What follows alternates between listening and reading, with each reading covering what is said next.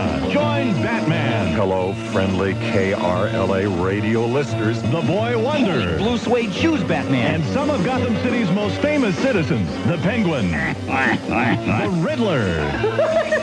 This is Catwoman here. The Joker. And lots more between 6 and 9 a.m. as Batman Week continues. You're on the radio with Catwoman. Hi, Julie. Hi, Jerry. How are you? I think okay. I'd like to know, back when you did the picture Little Abner, Yes, and you played Stupefying Jones, I did. did you have any problem with the censors over the costume you wore? They didn't say anything to me. Actually, the original costume was made from 2 layers of stockings. I know it was... You must have been It bothered me for paying 20 years. Holy Madonna. Holy Madonna, Catwoman. Let him talk, Harve. No, I'd just like to say, I would like to have told you even then that you looked beautiful in that. Thank you, sir. She looks just as lovely now, Jerry. Oh, great. Even better. I love you. I want to thank you very much, Jerry. Thank you. Thanks for calling, Catwoman. Okay. We have Patrick on the line, Catwoman. Yeah, hello, Catwoman. Hiya, Patrick. How you doing? I think just great. Well, my question is, how do you keep your coat so shiny? I rub it up against Yeah, available item. I know it's a stupid question, but I had to ask it. She does what every other cat does. She rubs real good. What have we here? Could it be that longtime egg-centric, expatriate Egghead has moved to Los Angeles from Gotham City? Watch out, Batman and Robin. This yoke's on you. Egghead has arrived. Yes, he has, ladies and gentlemen. Vincent Price joins our all-star tribute to Batman on KTLA. Vincent, let me ask you, how did such a fine, serious, and often mysterious actor like yourself end up playing a role like that of Egghead on Batman? Well, the Egghead in Batman is one of the great villains. He's not only a great villain, but he's a comic villain, which makes him a great challenge to play. It's an extremely big challenge. Extremely, yes. And what did you enjoy most about doing Batman? Well, I think that I enjoyed most the sets. They were all done by a Russian fellow, a Russian-American fellow. And they were so creative. I'll never forget that the main painting in my apartment, the Egghead apartment, was a painting of 2 pieces of bacon and a fried egg. And it looked for all the world like the most modern painting you ever saw. It could have been in the Museum of Modern Art. And the chairs were hard-boiled eggs cut in half. Vincent Price, what do you think made Batman such a success when it first came out back in 1966? Well, I think it was so creative. As I said, you know, it was one of those series that was a kind of a gag, but it was a gag about something that everybody loved, which was the detective story in Superman and the whole genre of comic strip kind of characters, and everybody loved seeing it made fun of because it was done with such refinement and class. Which is exactly what you brought to the part. Refinement and class. These songs really bring back some memories on KRLA. Precisely, Robin. Which is why people who love oldies listen to KRLA. Right you are, Batman. Holy speed trap, Batman. What's the hurry? The news is over, and we've got to get back to the studios of KRLA Pasadena. And play all oldies all the time. To the Batmobile. Meanwhile, back in the cat's lair, Catwoman plots her latest crime catastrophe against Gotham City. Well, Catwoman, I guess we meet again. Why, I think the last time we met was over a bowl of milk at the Kit Kat Club. Yeah, and I paid. You remember what we did to the straw? Oh, my goodness. This is radio, Catwoman. We're not allowed to do stuff like There this. was only one straw. Golly, Batman, I haven't heard some of these oldies since you lent the Bat Jukebox to Commissioner Gordon for the policeman's ball. Right you are, Robin. And speaking of our good friends, the police, Let's assist them now by alerting the good citizens of Gotham City to any traffic problems they might encounter this morning.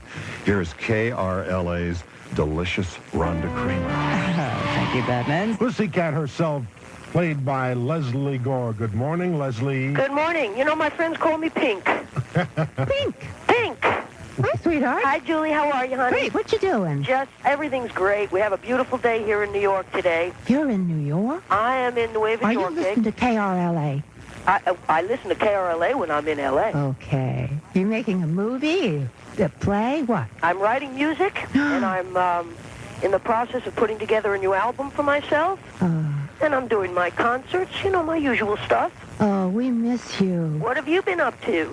Making movies. Good for you. Leslie, do you have an album coming out or anything like that? Give us the title, Leslie. I haven't actually titled my album. I've got about 7 pieces of material that I'm pretty hot on, but it's not definitely an album yet. I mean, I'll probably write another 20 things before I absolutely decide on which are the 12. And I don't have a title yet. We probably won't release much before September or October. Listen, I want to talk to you about your role on Batman. Of course, you were Pussycat. Now, how did you get that part? Well, to be perfectly frank with you, Humble Harve, nepotism.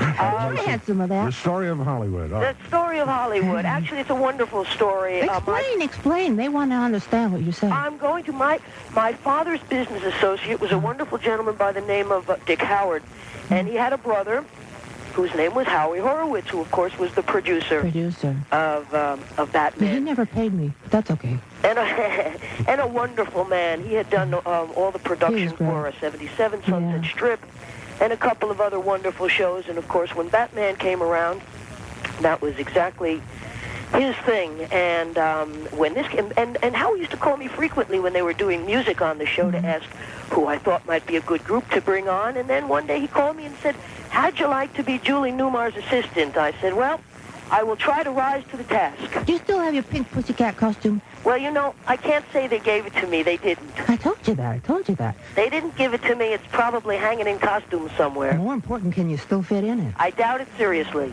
I can probably fit into the ears, but that's about it. Tail was cute, too. Pussycat, thank you very much. My pleasure.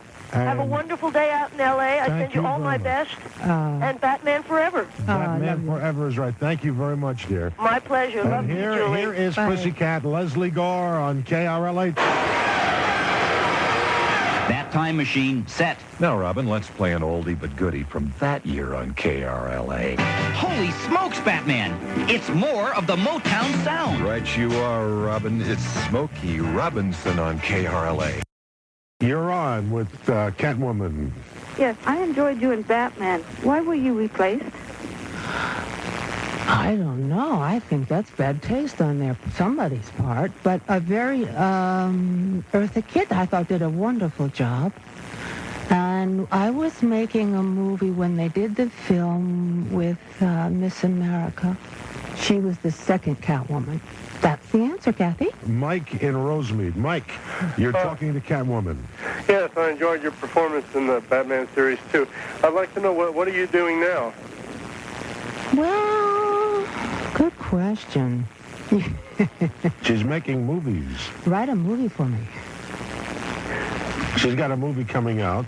Something from outer space. It's called Ghost Can't Do It. That's going to be in October. She's got another movie she can't talk about because it's about nude people. No, it's called Nudity Required, and it's funny. And I play a Russian, and I'm hilarious.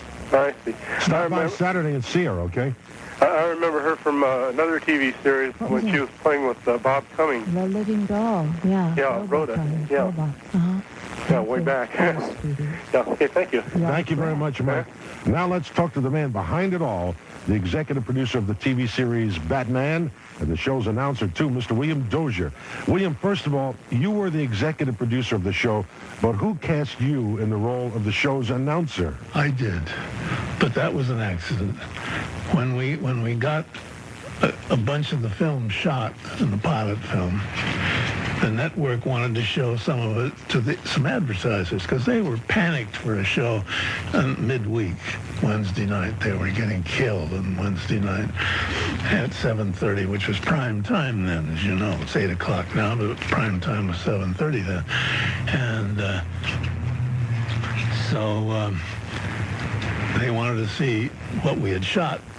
Well, now we had to put it together some way, and we had to have some kind of narration to tie it together so it would make a little sense to anybody looking at it.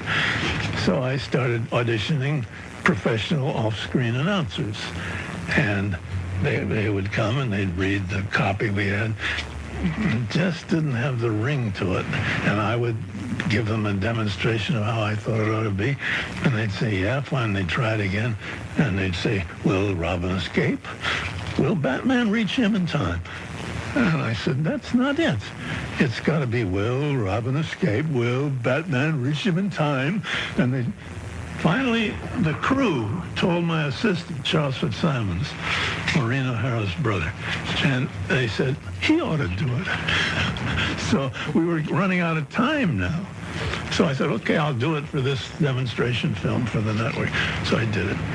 And then they came out and they saw it with that in and everything. They said, oh, this is great. They said, no, that voice, we've got him tied up. I said, no, we can't touch him. He's a big star. And I milked that for about 5 minutes. And then I said, no, I think we can get him. I did it. They said, what? So that's how that happened. That was a fluke. Listen, I'd like to know, how would you describe the magic formula to your Batman show? It was very simple, I think, because the way I got into it originally, I don't know if I ever told you, you know, I had always been identified with things like Studio One and You Are There and Danger and Suspense and Playhouse 90 and shows like that. And so I was amazed when ABC came to me and asked me if I'd be interested in producing Batman on television. I had never read a Batman comic book. I was never allowed to read comic books when I was a kid. And so I didn't know what the hell they were talking about. I said, well, let me think about it. You know, the usual answer, give me a little time. Let me think about it, and I'll get back to you, okay? So I went to New York, and I went around to some old bookstores, and I bought about a dozen vintage Batman comic books. And I got on a plane coming back, reading these. I had a lap full of these comic books. And I don't remember his name now, but the top ad guy at Young and Rubicon came up the aisle, looked over my shoulder, and he said, well, I guess those scripts do get a little dull after a while. Now, I couldn't tell him why I was reading Batman comic books, because it was a big secret then. So I just smiled and said, thank you, and that was that. And so I read these things, and I thought, what the hell are they thinking about? Making a contemporary television show out of all this? And then a simple idea, just a very simple idea struck me, and that is if you overdo it, it'll be funny for adults, and it will still be exciting for youngsters. It should appeal on two levels, and it did. And that was the whole secret of the show. It had enough campy humor so that adults found it very amusing, and they could dig it. The kids still went for the daring do and the excitement, you know, and will Batman get there in time? And so that was all. It was really very simple, a very simple idea. And I got hold of Lorenzo Semple, whom I'd known for a long time, and he was in Torremolinos, Spain. I flew to Madrid. He came up to Madrid, and over 3 bottles of Spanish wine at lunch, we worked out the whole pilot script. And that's how it came into being. Well, William Dozier, executive producer for TV's Batman, we sure do appreciate you being a part of our Batman Week tribute. And we'll talk to you later in the week about, among other things, how you chose the actors you did to play the parts that they did. As KTLA's Batman Week continues. This is the Joker, ladies and gentlemen, of Southern California, and you're tuned to all oldies 1110 KRLA. I've taken the liberty of scrambling all the SIG alerts on Southland freeways to make it impossible for any of you to figure your way out of this inescapable doomed trap. Mark, you sinister scoundrel. Your black-hearted meandering in our fair city won't be tolerated for even as long as it takes to tune in your radio dial to 1110 KRLA. All right, hold hold it. All right, let's keep this peaceful, gentlemen, please. This is Batman speaking to you over the big 1110 KRLA. Holy blast from the past, Batman. Let's play some more oldies but goodies. In a moment, Robin, because right now it's 7:46 KRLA Batman time, and we've asked Batman and Robin to step aside for just a moment so that we can have a few minutes alone with the Joker. Cesar Romero, how did you enjoy working on the Batman series? Oh, I love doing it. It was great fun, you know. When we started this this series, it was a real camp. I mean, it's and of course, as you know, it became so tremendously popular. It was sort of the in thing to play a villain on the Batman series. And I love playing the Joker. I did about, 20-some-odd episodes, the half-hour episodes of the show, and also the motion picture. Why do you think that Batman executive producer William Dozier chose you to be the arch-villain, the Joker? I haven't the slightest idea. I asked his wife, you know, Anne Rutherford, one day. I said, why did Bill think of me for this character? And she said, well, he saw you in something. And he said to me, he says, he's the one I want to play the Joker. But I haven't the slightest idea what it was that he saw me in, because I'd never played anything like that before. Who inspired you, Cesar, to create that infamous Joker laugh? Nobody. I just did what came naturally. Let's talk a little bit about your long and very successful career. How did it all start? Well, I started back in 1926, you know. That's right after I got out of prep school. I had a friend of mine who was a beautiful dancer. We danced well together, and she said, let's you and I be a dance team and work in all those wonderful supper clubs that existed in New York in those days. So we got together, and we rehearsed a few routines, went out and gave some auditions, and we got a job in a musical comedy called Lady Do. And that's how I started. I danced in musical comedies and in vaudeville and nightclubs, and eventually started to get jobs as an actor. Are you working on some things now that your fans should know about? Yeah, I've just finished a picture called Simple Justice. We shot it on location in Pittsburgh. I worked with a dear lady, but that maybe you remember her. She played the secretary in Remington Steele. And all the actors, most of the actors were all from New York City. But I think the picture turned out quite well. I'm anxious to see it when it's finally released. Then when I came back, I did a thing with Tracy Ullman on her show, you know, the Tracy Ullman show. What part did you play? Oh, I played an old-time movie star, and she was an old-time movie star too, on the skids. And she's written a book, and it's just full of lies about her great sex life that she had when she was a star. And she writes about this big affair that she had with me, which is a complete lie. And I come in, you know, to the scene and say, oh, well, here we are. Yes, your book was very funny.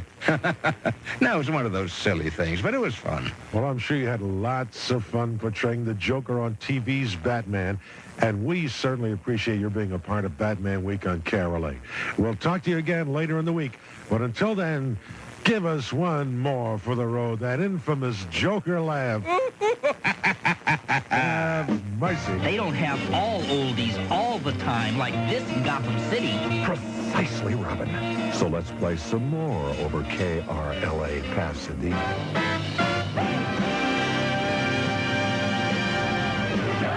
More great oldies this morning on All Oldies 1110 KRLA. Now, I'd like to play another one. Not so fast, Robin. First, we must update the fine people of Southern California with the latest KRLA traffic conditions. Golly, Batman, how could I forget? Here's KRLA's Rhonda Kramer. Our next guest villain is a fine actor whose career is as successful today as it was over 20 years ago when Batman executive producer William Dozier called him up and asked him to portray that evil deed doer, the Penguin, Burgess Meredith. Burgess, how did you get that famous role? I have no idea. I got a call and I was sent a script.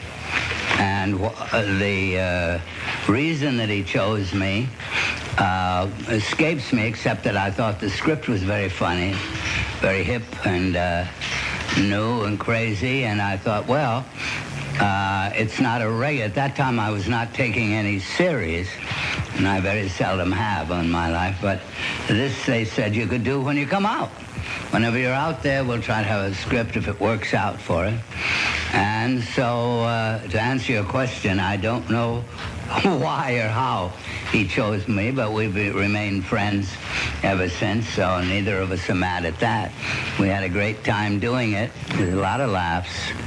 And how it came about is all in his mind, but it certainly caught on, because then pretty soon all kinds of stars were asking me, how the hell do you get on Batman? which was something I couldn't answer, but every time I got an idea, I'd call Bill Dozier as to who could play something, and very often he listened, and we got a lot of pals on. I know that one of them was Otto Preminger, who was my director in a couple of big films. And he said, my children want me to be on Batman. He said, how'll I get it? And I said, just write a letter. You're a great character for a villain. You are a villain, I said. And therefore, you'll be very good in this. So that's how Otto Preminger took a couple. And Sinatra even walked on and off a couple of times. Not as a big pop, but he'd show up, you know, on the edges.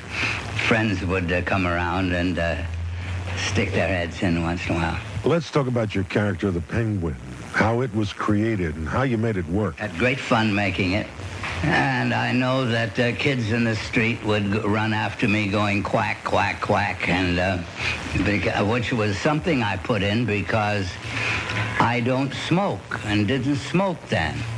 And the quack, quack, quack, quack would be because I had to smoke in this part. And when I get the smoke in my throat, I'd begin to cough. And because we did these things very fast, I wouldn't stop. I'd just go quack, quack, quack, and turned it into a quack. It was really a cigarette cough that I didn't want to continue. And I remember I told Dozier, if I start smoking again from playing this damn part, if it makes me smoke again, you know, I'll sue you. And he said, go ahead. It'll make great publicity, he said. Before you leave, and I know you'll be back again later in the week, does the Penguin have anything to say to Batman? This is a message to the Batman. And the fact that I didn't get you before doesn't mean that I won't get you this time. Batman. Robin, program the Bat computer to print out the latest weather and atmospheric conditions for our KRLA listeners.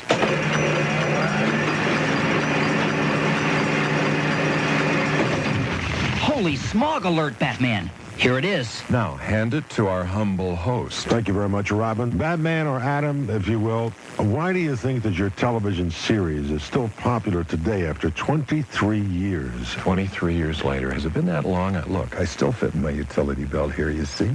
Well, I think it's because it was a pure escape fantasy. And kids can enjoy it, the adventure, the excitement, the color, and adults can enjoy the drolleries and the wit and the fun stuff.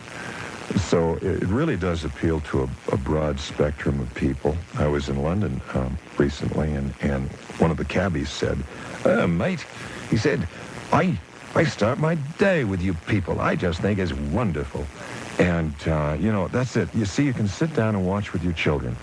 And or Granny, or maybe an 84-year-old Japanese industrialist. Who knows? It's just a goofy show, that's all. What was your favorite episode? My favorite Batman episode. Let's see. I enjoyed the pilot script, of course. I've got kind of a special place in my heart for that because it was wonderful to come in and do this fantasy for the first time and try to make it as funny as possible on several levels so the kids would believe it and yet the adults would find it amusing.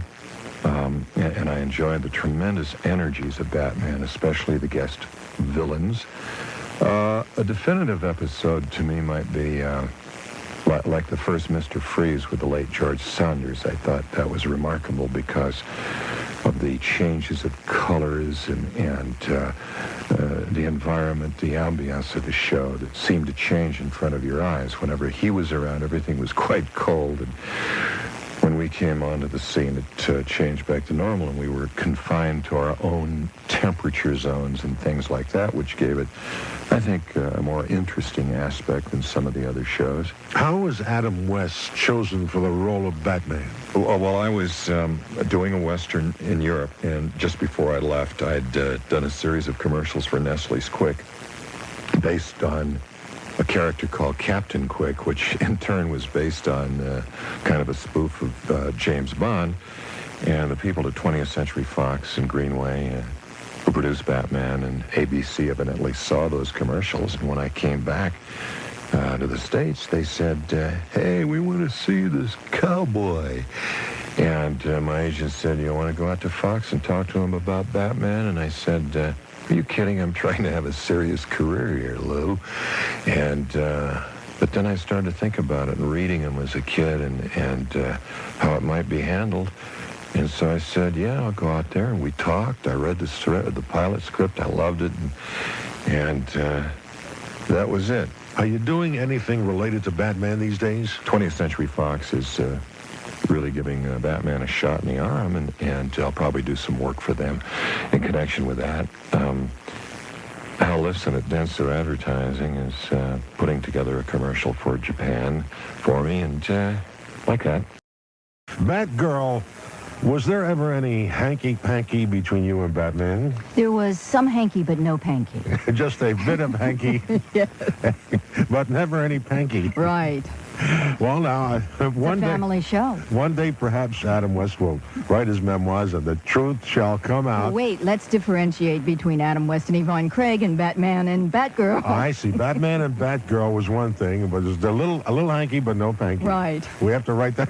Thank you very much, Batgirl. It's 7:48.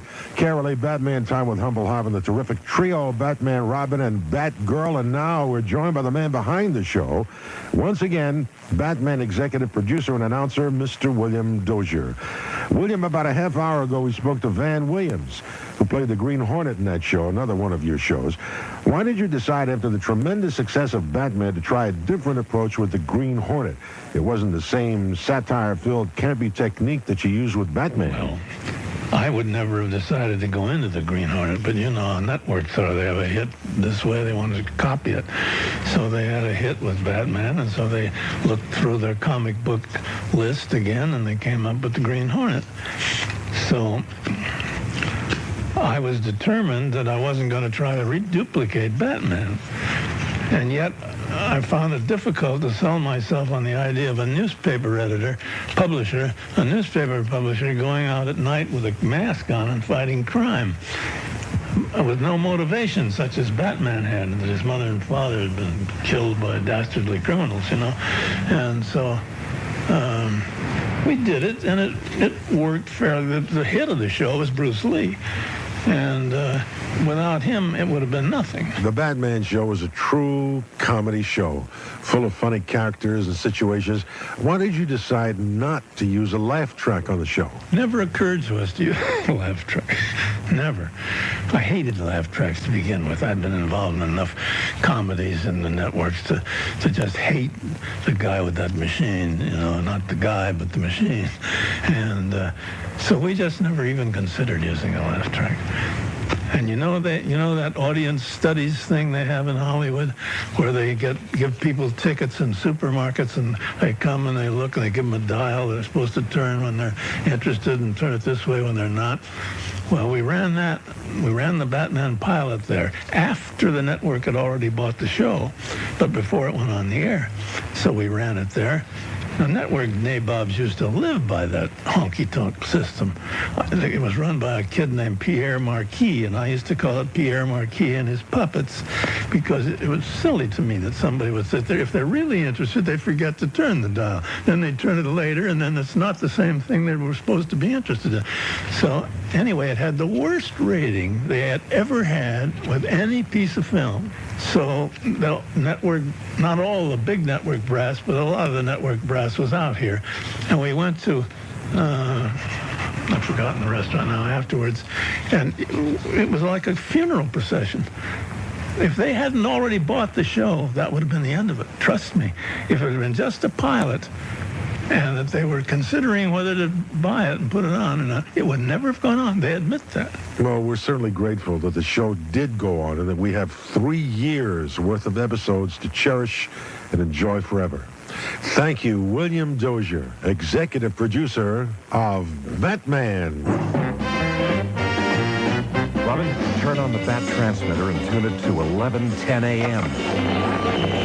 That broadcasting transmitter switched on. This is all oldies all the time. KRLA, Pasadena. Holy overmodulation, Batman. This is exciting.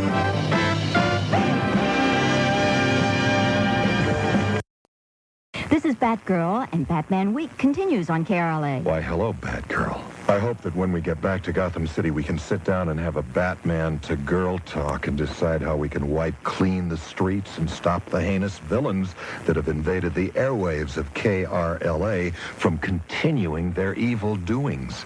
Good idea, Batman. I'll meet you under the Bat Clock. Oh, my goodness. Right now, it's 8:07 KRLA Batman time with Humble Harve and the terrific trio Batman, Robin, and Batgirl. Holy nifty 50s, Batman. These oldies are real cool. Yeah, Robin. Let's play some more for our KRLA listeners this morning. All right, Ralph, go ahead. You're on with Batgirl. Hi, Yvonne. Hi. You had said that you you had some experience riding motorcycles previously when you got the part. Yes. I was wondering if you did your own riding on the show, and if you did, if you ever had any close calls while riding the Bat bike. Yes, I did. I did my own riding on the show, and because that motorcycle had all of its shocks taken off of it in order to accommodate the bat wings, all the riding was a close call. I also ran over Vincent Price's foot because I was unable to get the thing stopped, and so he managed to straight arm it, and I managed to flood it, and we got it stopped. But yes, it was interesting. Well, we're glad you made it out okay. Thanks. Thank you. Thank you very much. There were no stunt people doing that. It was you? Well, let me tell you, I wanted to do my own stunts, and I figured, I figured I could because nobody. Did you jump over women. Cars and things at one time? In a single bound? No. There were some scenes that thing went zoom. I mean, did you? Oh, the motorcycle. No, you undercrank. It was going fairly fast, but you undercrank and it looks like it's speeding. No, But I mean, most of the time that was you driving it, right? All of the time it was me driving it. All of the time? All of the time, yes. We didn't have a stunt girl who, when I started the show, we had a stunt girl for a couple of weeks, and she didn't know how to ride a motorcycle. So, so I did it. It was fun. All right, Tom, you're on with Batgirl. Hi.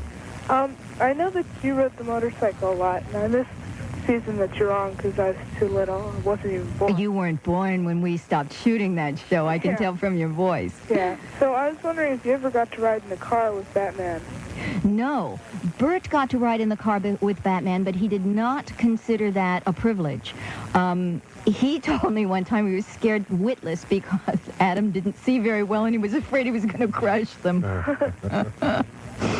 So you only got to ride the motorcycle? Yes, that was it for me.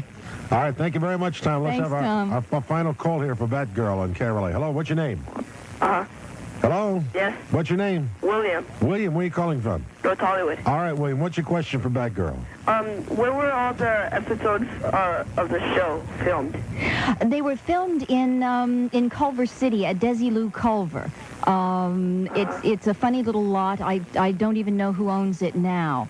It was on Washington Boulevard.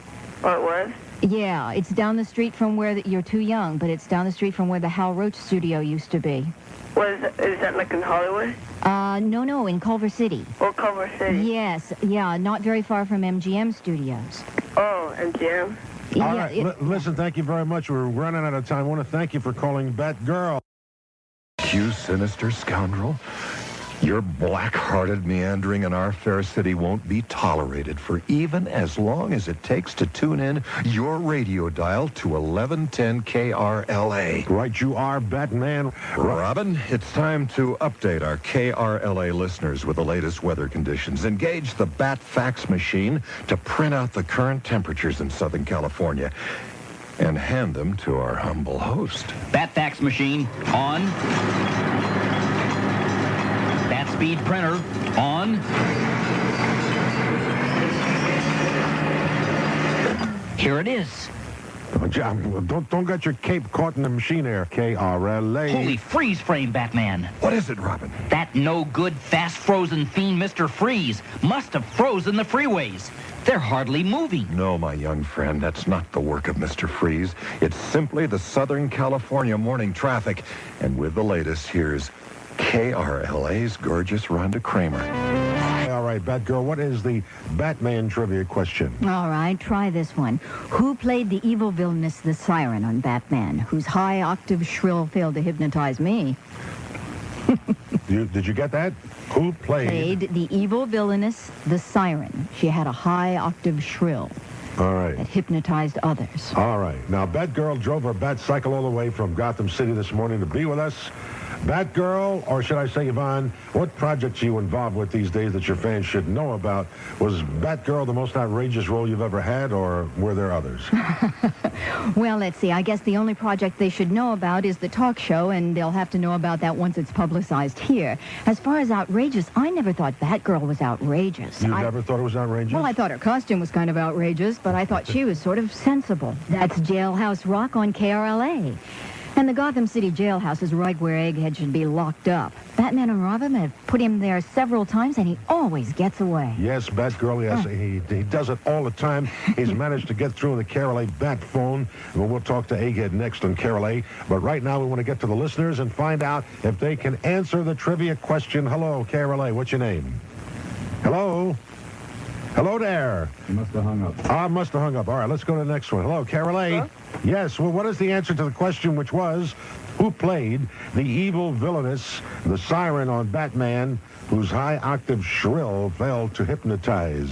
Joan Collins? Batgirl. What was the answer? Joan Collins? Joan Collins is correct, Batgirl. See, we got a winner. What's your name? What's your name? Chris. What's your last name? Chris Serrano. Guess what? You got yourself a bat kit from KRLA, all right? All right. Is that okay with you? Yeah, fine, perfect. All right. KRLA Batman time with Humble Harve. It's 8:46. Then many of Gotham City's finest and most fiendish citizens, including this next character. He was played by veteran actor Vincent Price. Egghead was always foiled by our Cape Crusaders, even though sometimes things got a little out of hand. Vincent, we want you to tell us the story of when things got a little out of hand between you and Robin and the crew of the show during an egg fight. Well, I don't think the crew liked him very much. I don't know what they had against him, because that was an inside joke that the guest stars weren't really allowed in on. But I was supposed to hit him with 2 raw eggs. And they came up to me and they said, not 2 dozen. And I said, oh, I can't do that. But I must say he was an awfully good sport. I finally pelted him with about 12 raw eggs. And he let me have it right straight back. What was it like to wear all that egghead makeup all day long? Well, that was kind of uncomfortable. It always is, because it seals off your natural juices. And they have to leave a little hole in the back of the cap, the rubber cap, to let the sweat pour out. Mercy. Which trickled down my neck the whole day. Oh, man. All those natural juices piled up like that. Sounds like you were almost hard-boiled. Do fans still recognize you today as Egghead? Well, you know, one of the things that I'm amazed at, I still get a tremendous amount of fan mail, which always amazes me. But I guess they show pictures on television, so it revives interest in somebody's career. But one of the pictures that is sent to me most is a picture of Egghead. And I must sign 100 of those a month. Various pictures of Egghead, some tremendous ones. One arrived the other day that was about 3 feet square.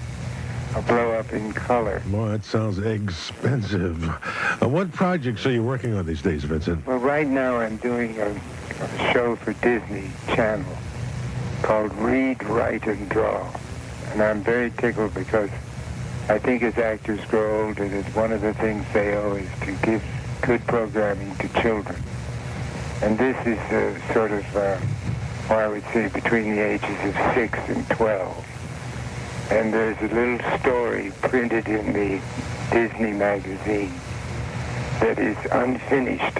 And the kids have to finish it and then do an illustration for it. And we want to thank you for joining us this morning, Mr. Vincent Price. Egghead, have yourself an exceptional day. You too. Thank you. Holy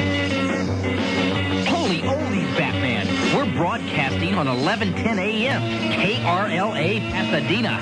With all oldies all the time, Robin.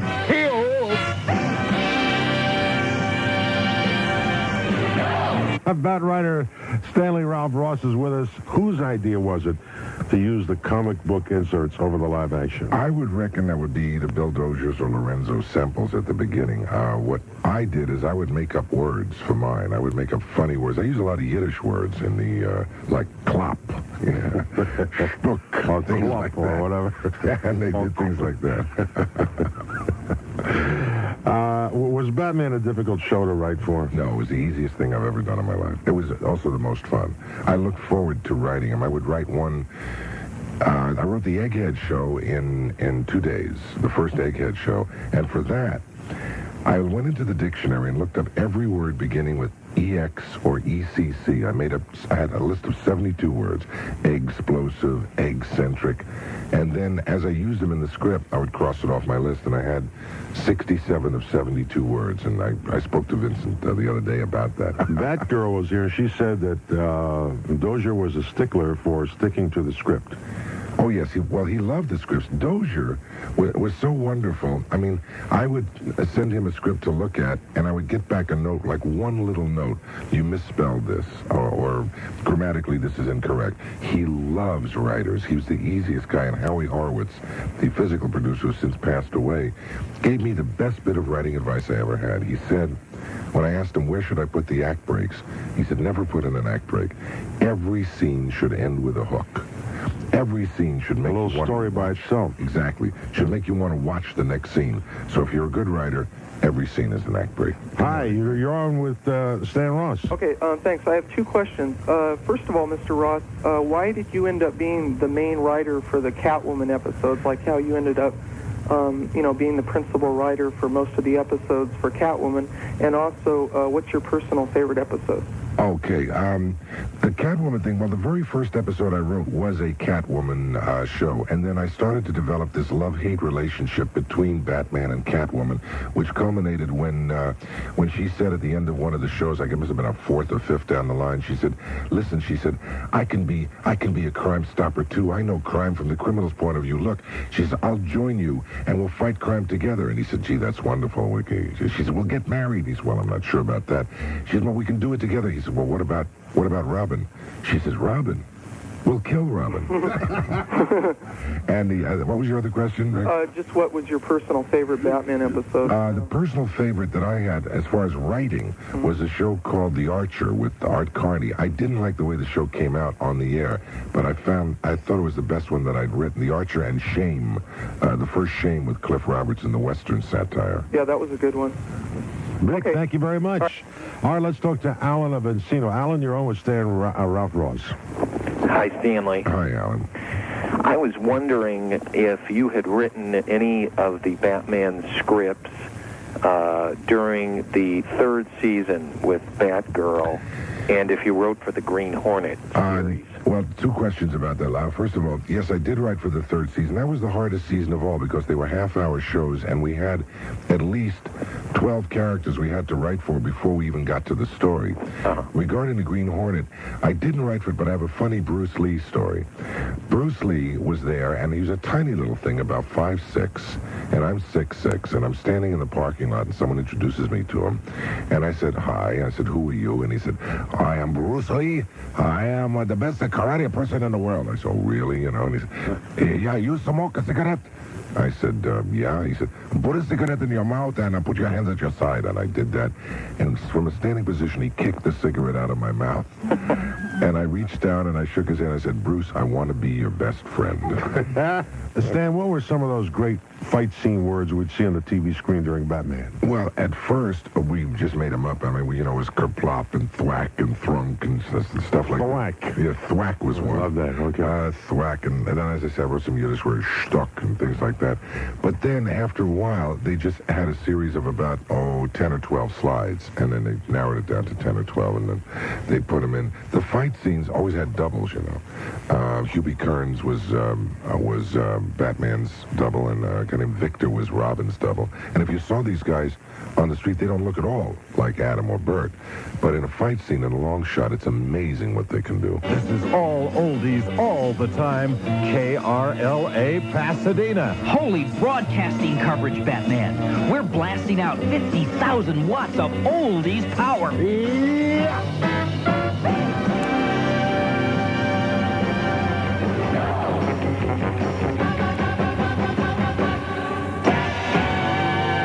Robin set the Bat Time Machine for 1965. That time machine set. Now, Robin, let's play an oldie but goodie from that year on KRLA. Holy moldy oldie memories, Batman. Here it comes. Robin, you take charge of things here at the KRLA studios while I go cruise over the Harbor Freeway in the Batcopter. Holy gridlock, Batman. I'll check out the latest traffic conditions right now with Rhonda Kramer. All oldies, 1110 KRLA, where the real Don Steele plays your favorite oldies this afternoon, starting at 3. Holy metal fatigue, Batman. Is he the real Man of Steel? No, Robin, he's just a mild-mannered disc jockey on KRLA. Holy boss radio, Batman. I'll be listening. When it came time for somebody like Milton Berle, did you think of Milton Berle and then write a script, and then did they call Milton Berle and say, would you like to do this? No, it really seldom works that way. Very rarely would you ever, the person that you want, ever get the part because they're busy with something else or something. In the case of those little cameos, though, they were written specifically when Batman and Robin were going up the side of a building and the thing would open up and Don Ho would be there, or a mayor would be there, or Phyllis Diller would be there. Those things were written specifically, but as far as the actual... No, I mean, those are the things that you wrote in specifically. Yes. I mean, did you say, gee, I think Phyllis Diller would be a good idea? No. They would say to me, we've got Phyllis Diller. Oh, they said to you? Yeah, we've got Phyllis Diller. Write something. Write something for her. Exactly. Okay, I see how it works. So it was not... seldom do the people get the parts that you really wrote it for. Did it blow everyone away after it started to become incredibly popular, that it was becoming that way? Did anyone say, my God, this thing is really, number one? I don't think we really realized the impact that we had until a Catwoman show, one that I'd written, was going on the air, and then they sent an astronaut up, and they preempted the second half of the Catwoman to see the astronaut, and they got so many thousands of calls that they put it on the following night. Then we realized the power we had. Wasn't Batman a big gamble for the network? I would say it was a gamble because it was an expensive show, and it looked quite different from anything else. You're canting the camera in a certain way to make it... anytime you were in a villain's lair, the camera was tilted slightly to the left or slightly to the right. We did different things. We had people on the show like the late Jay Sebring, who was killed in the Manson murders. He was on the show, and he played in the show with Chad and Jeremy. You're on with Stan Ross. Good morning, Mr. Ross. Good morning, Joe. Why 2 half-hour shows a week, Wednesday and Thursdays, I think it was? Why not just 1 hour? It harkened back to the old Saturday chapters, the episodes they used to do on Saturday mornings when they had 14 or 15 episodes, and it was a hook into the next day. If you recall, at the halfway point of every Batman show, there was this tremendous pickle that we put Batman and Robin in, and we wanted the audience to come back in and see if they could get out of it. Some of those pickles, I'll give you a good example. In one of them, the Shame one, I wrote a pickle where they were in the middle of an old western town. They were staked out on the street, and 1,000 head of cattle were coming up to them. And I couldn't figure out how to get them out of it. And I presented it to my son. Our son Andy was 6 years old at the time. And I said, Andy, how would you get out of this? And he came up with the solution. And so I wrote what he told me. So, what was the solution? The solution was that Batman and Robin are staked out, and they're on the ground in the middle of this western town. And he said, doesn't it make sense, Dad, that Batman might, the rumbling of the cows might cause Batman to just get one arm free? I said, yeah. He said, and then he could untie his leg. Then he stands up, takes off his cape, and goes, Olé! And the cows go right past him. And he was right. Your greatest arch nemesis, the Joker, is on his way to Los Angeles to teach you a lesson or two about show business. That is, if I can make it through town in the Joker-mobile with all this traffic. And our next guest, the very lovely, one of the most beautiful women in the whole world, Lee Meriwether. Now, for those who don't know, you played Catwoman in the motion picture. Yes. And how did you get that part, Lee? Well, I was so lucky because Julie couldn't do the film, so they opened it up and they had about 200 gals in to read for the part, and I was just the lucky one. The director told me afterwards that it was because I really threw myself into the part. I mean, I actually curled up on a chair, I licked my hand, I purred during the reading. I did all sorts of bizarre cat-like things. I thought, well, I might as well go for broke. And I guess none of the other girls did, or if they did, they didn't do it as well. I'm a cat person. I think I was a cat in another life, so it came very easily, and we've always had cats in the house, so it just seemed very natural to me. But so you played another part on the show. You played the part of Neela in a King Tut episode. Yes.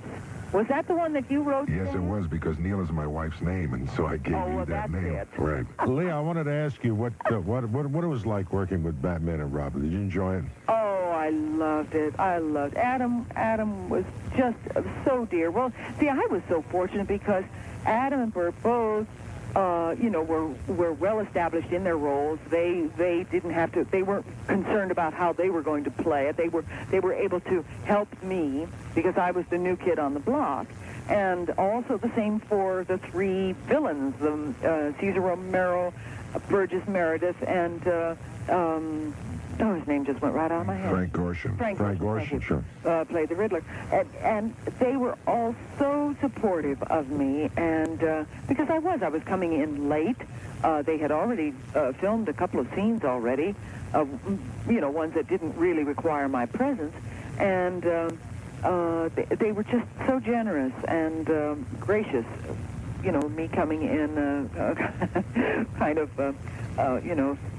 with one shoe on and one shoe off, and it was a continual case of catch-up for me, but they were wonderful. They made me feel at home, and it made it easy for me to catch up, indeed. Thank you very much. Lee Meriwether, thank you so much for being a part of our Batman Week on KRLA. This is All Oldies, 1110 KRLA, good citizens. Holy bumper to bumper, Batman. Should we check out the latest traffic report? Certainly, Robin. The good people of Gotham City must get to work on time. Rhonda, would you please? Well, the perfect opportunity for me, the Joker, to create a little mischief and mayhem back in Gotham City. Here's to you. The Joker is here, Cesar Romero. Cesar, it's much ado about Batman here this week. How did you enjoy working on the show? Oh, I love doing it.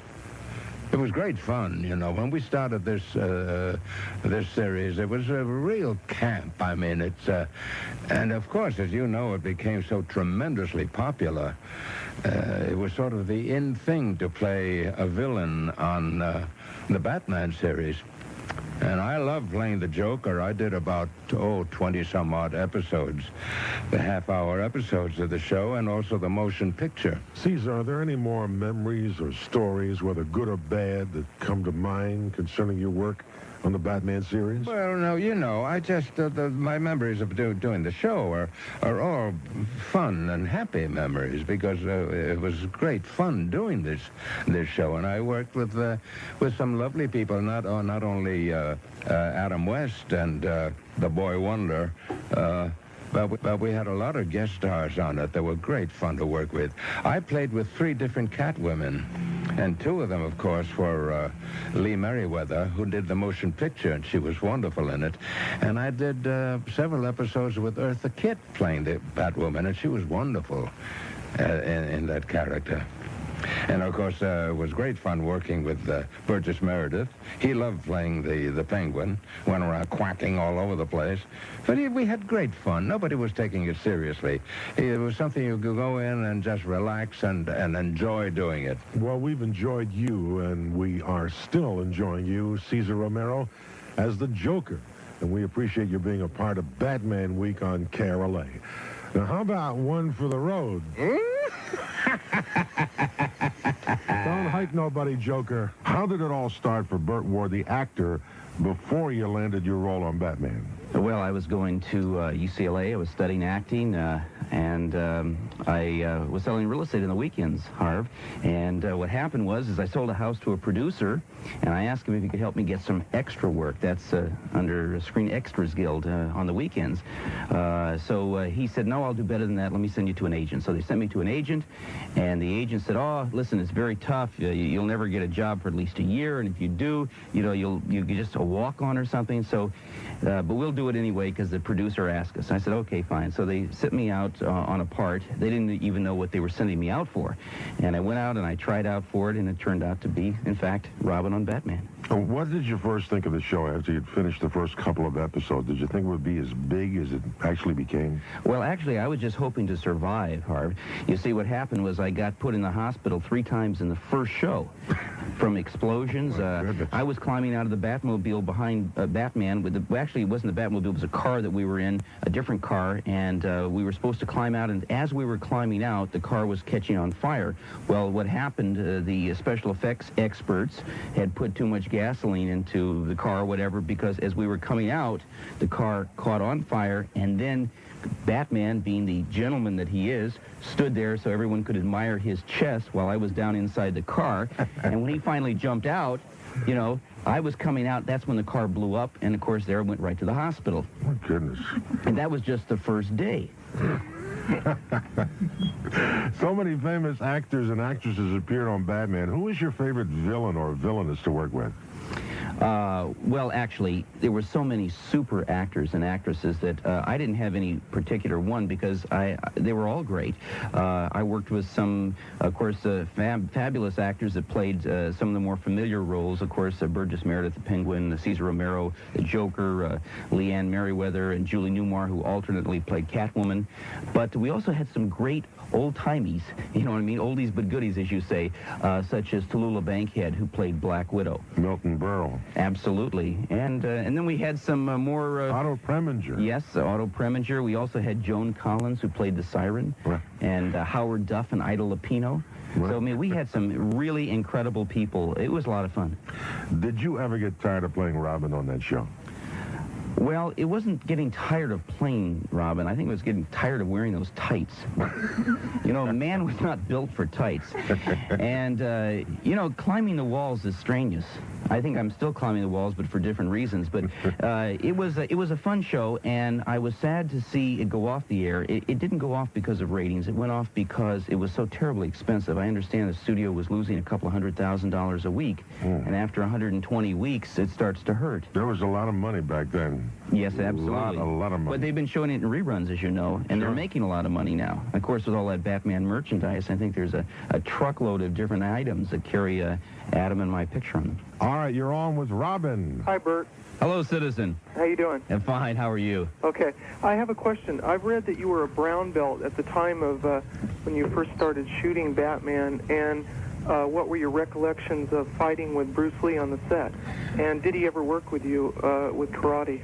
Okay, that's a good question. First of all, I wasn't a brown belt. I was a black belt in karate. And Bruce and I, actually, we lived in the same condominium complex, and he and I used to spar, which is, of course, as you know, the fighting, practice fighting or non-violent fighting where you don't really make contact, and we used to do that on the weekends, and of course we were good friends. It was of course very sad that he died and everything, but on the show we had one sequence there where Batman and Robin were facing off with the Green Hornet and Kato, and Bruce and I started going at it, and everybody thought it was going to be a real fight, but we had actually sparred together, so we were familiar with each other's style. But he was, of course, fantastic. What can I say? All right, you're on with Robin. What's your question? The question is, were most of the episodes shot on location? Where were they shot, at Universal or Paramount? Or? No, we worked for 20th Century Fox, but because they were doing so many series at the time, we were relegated over in Culver City to the Desilu Culver lot. And that's over on Washington Boulevard. It's now changed names a couple times, but we shot there, and occasionally at 20th Century Fox. When we did the outdoor stuff, we usually did it at Rancho Park because that's right across the street from 20th. Uh-huh. And who was it that designed made the song, the initial Batman song? Neil Hefti. Who was that? Neil Hefti. Neil Hefti. Yeah, real talented guy. Yeah, you're on the line with Burt Ward. Yeah, I'd like to ask Bert if he ever got sick of saying holy this and holy that. Well, that's a good question. In every one of the shows, we had a certain characteristic of Robin where he had these exclamations. I didn't get sick of saying them, and I'll tell you why. Because I got to change them, and I got to add things and make contributions. It was really kind of nice on our show. Both Adam and I had the freedom to be creative, and I think that's one of the reasons that people watched our show, especially those that were the so-called buffs who really were looking for all the inside stuff, where we could come out and do what we wanted. So for me, I thought it was fine because I got to create them and change them or modify them, and it was a crazy time doing that series. Even we never knew what we were going to say or do. Yeah, well, they were funny. You didn't ad-lib it or anything, did you? Well, yes, we did, but you see, we got in a lot of trouble for that. I remember there was one scene between Batman I and Yvonne Craig, who was Batgirl, in which we were all tied up in the Siamese human knot. It was supposed to be about 10 seconds, the scene, and when Adam was saying, Robin, if you turn your left shoulder and wiggle your right ear, and then I picked up on that and continued, and first thing you know, after about 35 seconds, the director said, "Cut! What's going on here?" And it was a lot of fun, though. It was a crazy, wild series, and I think that because we had fun making it, the audience had fun watching it. I understand, Bert, that talking to Stan Ross yesterday, he said that William Dozier was a stickler for sticking to the script. Is that right? Well, I don't remember that. He wasn't crazy about ad-libs. Well, he maybe not, but he didn't come on the set often, And when the cat is away, the mice will play.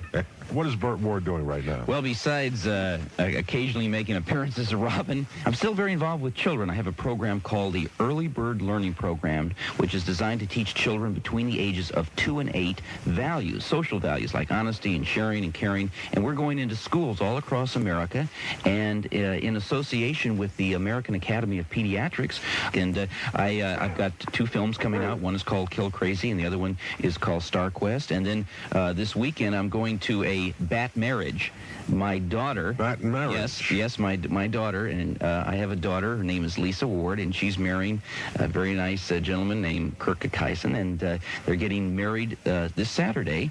And I mean, geez, this is holy oldies but goodies. I mean, I can't believe it. I mean, I'm going to be a father-in-law. Golly gee willikers. Guess who's on the line? Batman. Good morning, Batman. Are you there? Yes. Is this Humble? This is Humble, and here is the boy Wonder. This is your junior crime fighter. And Wonder. Are you there, Wonder? I'm beginning to wonder. I'm calling from the Batcave this morning. As long as Boy Wonder is there, somebody has to watch the crime computers. And I'm changing the oil in the Batmobile. I see. Well, the thing is, there's quite a bit of crime here, Batman. We really need you. In fact, this show today is quite a crime. Well, listen, I'd like to get down there, but seriously, as Adam West, I can't. It just snowed 6 inches again last night. I'm living here in the Wood River Valley in Holy Idaho. Holy hermit. I'm out feeding the Malamutes. What? Did you hear that? I thought you had a cough there. Sit. Sit, listen, sit. What I'm doing, it's an experimental thing here. I'm crossbreeding Malamutes and reindeer. And, what are we going to end up with? Well, a maladeer or a rain mute. A maladeer. But I've got, it's the darn dog sled to get out of here today. It's really something. I'm going east.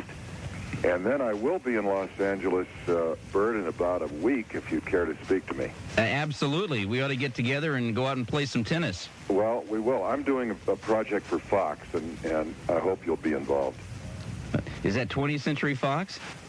No, it's the zoo, yeah. What is that? That sound, that heinous sound. Huh? Did you hear a strange, unnatural laugh? Well, unnatural act. Laugh. L-A. See, hear that? Anyway, hey, Bert, Harve, I want to thank you guys for this wonderful week of tribute to Batman. I think it's been really goofy and fun. Well, I'll tell you something. Without Batman and Adam West, it certainly wouldn't have been anything. Without Robin and Burt Ward, it would have been just a show. But you guys made it a lot better, including the Penguin. Was that? There's some foul fiends here. Some foul fiends have arrived. Some villainous villains are around. I hate those guys. Go ahead. You're on with Burt Ward. Yeah, Bert, I want to know how the sessions got together for the Boy Wonder I Love You single with Frank Zappa. Yes. Well, you know, when I was doing the series, of course, I was All-American Apple Pie. I think I still am, a little older pie. But in any event, I had signed a recording deal with MGM, and I worked with Frank Zappa and his group at the time, which was the Mothers of Invention. And these guys were not your typical musicians. I mean, these guys were, you could hardly recognize their faces. They had covered with hair, long hair down their waist, and I mean, these guys came out and tore up things on the on the set. You know, they would come out and they just destroy couches, and I mean, just crazy, wild guys. So for me, Mr. All-American Apple Pie, it was a real contrast to put me with Frank Zappa and the Mothers of Invention. But that song, Boy Wonder I Love You, which we'll play this morning, was actually a series of real letters that had come in that we combined together, and then Frank Zappa put the music together. And when we released it, it came out, it was number 6 in Chicago, and at the time, because the words that I read were suggestive that a little kid wanted me to come over and spend the summer with them, and at that time the radio station said, oh my gosh, we can't imply that somebody's going to come over and spend the night because there might be sexual overtones and all of this. So they pulled a record, which otherwise I think would have been very, very successful. But it's a cute song, and we'll play it for you. What's your question? For Adam West. Go ahead. He's on the line. I met him about a year and a half ago at a convention. I was wondering if you ever got a chance to listen to that Victor Buono album. Yes, David, I have. As a matter of fact, I have it here at the house in Idaho, and it's very funny. I think it's as funny today as it was when he recorded it. I'm glad you liked it. It was I had an extra copy, and I just thought you might enjoy listening to it. It's very funny. Are you the one who sent it? Yes. Oh, thank you, David. It's not often that we get a chance to talk to a fan who sent us something. Usually, it's someone we never meet. This is great. Well, I got to hand it to you at the when you were doing the convention at the Disneyland Hotel. I remember your hand, David. And what did you think of, seeing your faces on bubblegum cards? Well, it's better than bubblegum in the face. I think I still have some of my shoes. Right. But, no, that's fine. It's a strange thing when I'm on location. Like I was in Sweden not too long ago, and people came up to me with those bubblegum cards. So I guess they're collectibles. Yeah, they're really neat. Yeah, maybe it was because you were wearing your tights then. Okay, thanks a lot, you guys. I don't think that's funny, Bert. As a matter of fact, if I were there... Wowie zowie! Holy fisticuffs! All right, thank you very much. Thank you, you guys. All right, thank you. All right, now, Adam West has to go back really feeding... macho guys wear tights. Adam West has to go back feeding... Bert. I mean, just think about a few people who did. Right? Who wore tights besides us? William Tell. William Tell? Robin Hood. That's the guy with the apple in his mouth? That's right. Robin Hood. Oh, Robin Hood, that's true. That's true. Daffy Duck. Daffy Duck, well, that's questionable. Captain Blood. Captain Blood, golly gee. How about Captain Quick? Did you say golly gee? You're on a clean show, Bert. What's wrong with golly gee? Adam West, I want to thank you very much for taking time out. You can go back to feeding the Malamuts right now. Okay. And we're going to continue. Get into the Bat Cave. We have more to do on KRLA. And thank you very much, Adam, okay? Thank you, Harve. Holy sig alert! It's KRLA Traffic with Rhonda Kramer. Holy heartthrob. Good morning, Rhonda. Good morning, babe. Golly, holy flirt with Bert. Rhonda. I flirt with everybody, don't you know that? Rhonda, I have a question for you, Rhonda. I'll answer it. How come you're always in the closet? Yeah, because that's where they put me, because I'm a dangerous person. I could say anything to our celebrity guests. Are you going to come out? I don't know. For me? Would you come and get me? Holy rescue. That would be great. Holy rescue, Rhonda. Put the cape on and the tights on. Now, those tights are almost as good as Charlie Tuna's baseball pants. Oh, my God. Goodness. Oh, holy my comparisons. Why would you bring something like that up, Rhonda? I'm sorry. The pants are great. Back to Holy Gridlock, Rhonda. We'll check with you in a moment. Do not be alarmed, good citizens of Gotham City in Southern California. This is all oldies, all the time. KRLA Pasadena. Holy rock and roll, Batman! Can I pick the next song? As you wish, Robin.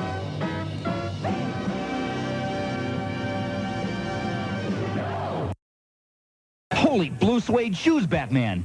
Is this really him? Yes, Robin, this is Elvis on KRLA. Attention, good citizens of Southern California. This is Batman speaking to you over the big 1110 KRLA. Holy blast from the past, Batman!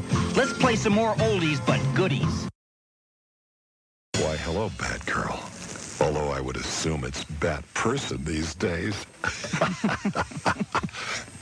Really, Batman? Come on now. How about a little dance, huh? Batgirl, the very lovely and beautiful Yvonne Craig has joined us. Good morning, Batgirl. Good morning. We are certainly happy to have you here. Batman is certainly impressed with you as always. And we would like to get some questions because the audience definitely wants to know, first of all, how did you get your role on Batman? Well, I had worked for Howie Horowitz and Bill Dozier, who was the producer and executive producer, on a number of things prior to that. They knew I had been a ballet dancer, and they also knew that I rode a motorcycle, so I think all of it helped. You joined the show in its third and final season. Were you a fan of the show in the first two seasons? I hadn't seen the show in the first two seasons. I mean, I know that sounds really strange because everybody was watching it, but I hadn't. And when I went to interview for it, Mr. Dozier said, "You've seen our show?" And I said, "Well, actually, I haven't, but I promise you, if I get this role, I will spend the summer watching reruns." On the show, who was your favorite arch villain? Oh, I guess it was Vincent Price, not so much because he was the most villainous of the villains, but because he's such a dear soul. I absolutely adore that man. I mean, he's bright and he's witty and he's charming and he's handsome, and I hope his wife isn't listening. We talked to Vincent, and he told us how great the sets were. He was very impressed with the sets. And I'm impressed with him, and he's impressed with the sets. This isn't working. From an artistic point of view. All right, we do want to ask you about your career, which right now you're selling castles in Encino. You're H.A.K. and Associates, right? Yes, Encino? we're in Encino, but because I live on the west side, we're selling expensive real estate on the west side as well. Michael Jackson type castles? Gee, hovels? give me a call, Michael. Also, you've been doing independent casting. You've been coaching actors. You just returned from a London television show? Yes. Well, what's that like? Well, it was interesting because it was called Myron on Health. It's a pilot for what they consider to be a chat show, which is really a talk show. Nothing like Morton Downey. Oh, no. Okay. They're so civilized. But this is kind of a send-up of talk shows, and it's called, I hate these words, infotainment. Do you like those words that are made up? Even the English are doing it Sounds now. like Channel 7. Well, it's supposed to be informational as well as entertaining. And it's absolutely bizarre. I am the voice of sanity in it. You're the co-host. Yes, but I'm also the only one that asks intelligent questions, but it's designed that way. And is this ever going to be shown in America? It may be. They're talking about a co-production of it, but in June I'm supposed to go and start shooting, I don't know, a batch of about 7 to 13, and we'll see whether they sell them here or not. Besides Batgirl, you did 2 movies with Elvis. Yes. That happened at the World's Fair and Kissing Cousins. Yes. You've done an incredible amount of TV guest appearances. Man from U.N.C.L.E., Star Trek, in which you seduced Captain Kirk. Painted green. Oh, my goodness. I was. He wasn't. Green. I was painted green. You did 77 Sunset Strip, the $6 million man who you say has been devaluated to about 100,000.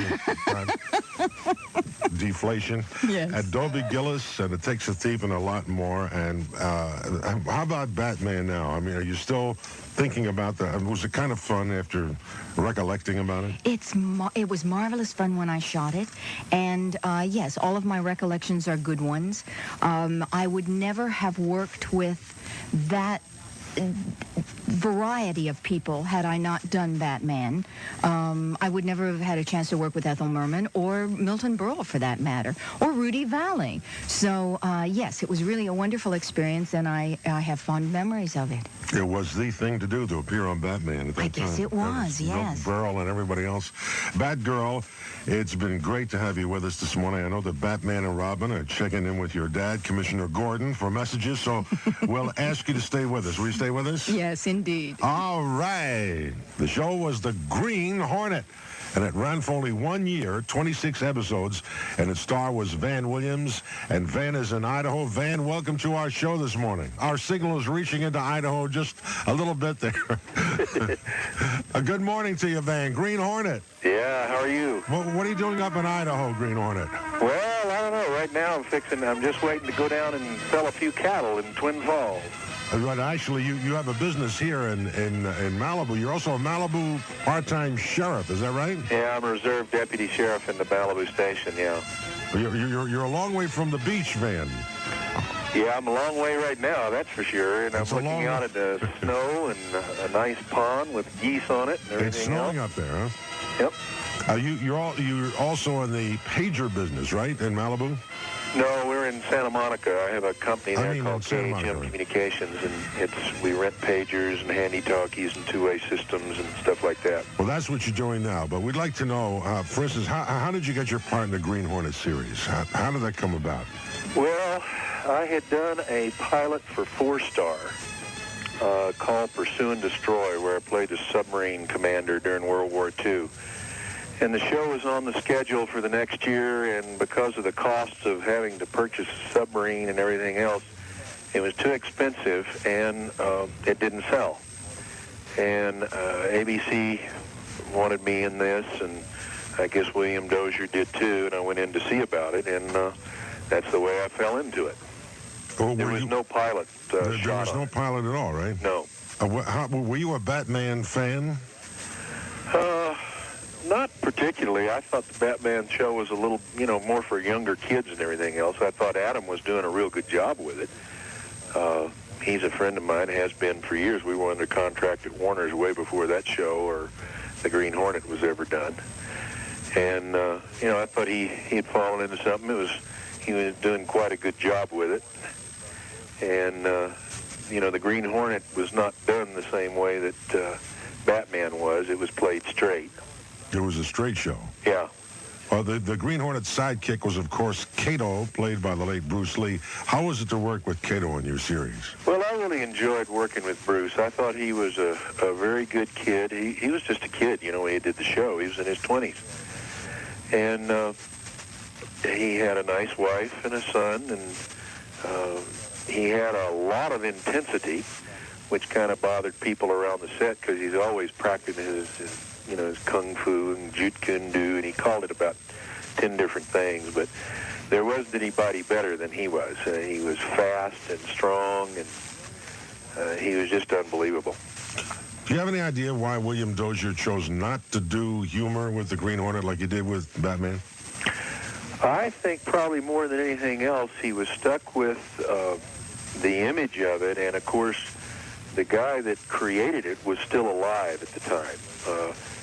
the Green Hornet was nothing but a modernization of the Lone Ranger. And they had to kind of follow the pattern of that, and it had been a very popular radio show, which was played straight.